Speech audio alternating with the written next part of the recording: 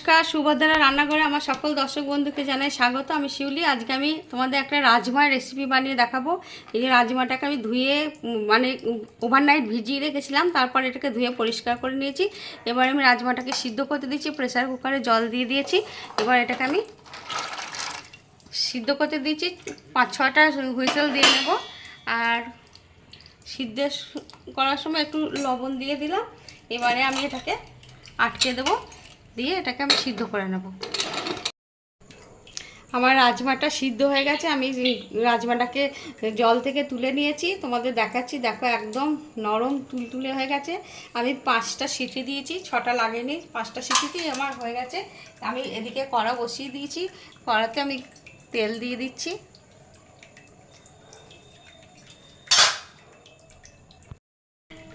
আমার তেলটা গরম হয়ে গেছে।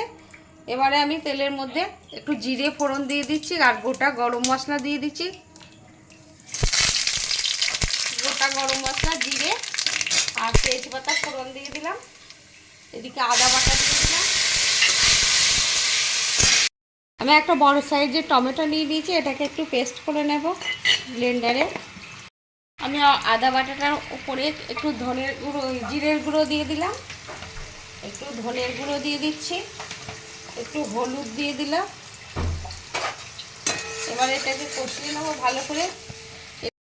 একটু কাশ্মীরি রেড চিলি পাউডার দিয়ে দিলাম। এবারে আমি মশলাটা ভালো করে একটু কষিয়ে নেব। মশলাটা কষানো শুরু হয়ে গেছে, তেল ছাড়তে শুরু করে দিয়েছে। আমি এবার টমেটোটা যেটা পেস্ট করে নিয়েছি এটা দিয়ে দিচ্ছি। আমি এবার অল্প করে লবণ দিয়ে দিচ্ছি। আমি সিদ্ধ করার সময় লবণ দিয়েছি। আর 2-4টে চিনির দানা দিয়ে দিলাম। কয়েকটা চেরা কাঁচা লঙ্কা আমি দিয়ে দিচ্ছি, লাল কাঁচা পাকা লঙ্কা। এবারে আমি আর একটু ভালো করে কষিয়ে নেব। কষানো রেডি, তেল ছাড়া শুরু করে দিয়েছে। এবারে আমি সিদ্ধ রাজমাটা দিয়ে দিচ্ছি। আমি একটু রাজমা সিদ্ধ জল দিয়ে দিচ্ছি। এবার এটা ফুটবে। আমার রেডি হয়ে গেছে, চারিধারে তেল ছাড়া শুরু করে দিয়েছে। দেখো বেশ সুন্দর হয়েছে দেখতে, এবং খেতেও অসম্ভব সুন্দর হয়। এই যে তোমাদের আমি ঘনত্বটা দেখাচ্ছি রাজমার। যাই হোক, তোমরা এইভাবে একবার বানাবে। আমার ম্যাজিক মশলা একটু ছড়িয়ে দিচ্ছি, গরম মশলা নিজে ঘরে বানানো।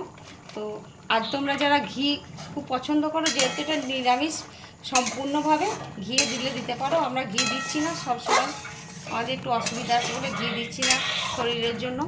যাই হোক, তোমরা এইভাবে একবার অবশ্যই বানাবে, বানিয়ে খাবে, খেয়ে আমাকে অবশ্যই কমেন্ট করে জানাবে যে তোমাদের কেমন লেগেছে। আমি আশা করি তোমাদের খুব ভালো লাগবে। আমি গ্যাসটা এবার অফ করে দিচ্ছি, দিয়ে তারপরে কিছুক্ষণ পরে আমি তোমাদের সার্ভ করে দেখাবো। রেডি রাজমা।